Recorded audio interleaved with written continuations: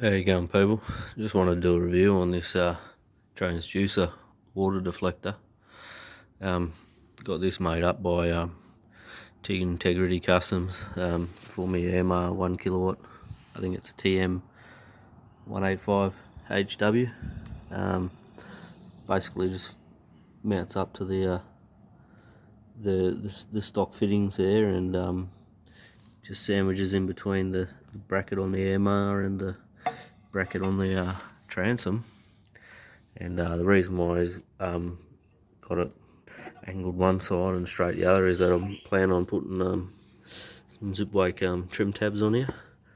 But yeah, it does a brilliant job, because before I used to get it spraying all the way up on the top of the motor there, and when I'm at speed, and now, yeah, it just doesn't even shoot up that way. So yeah, done a great job on that.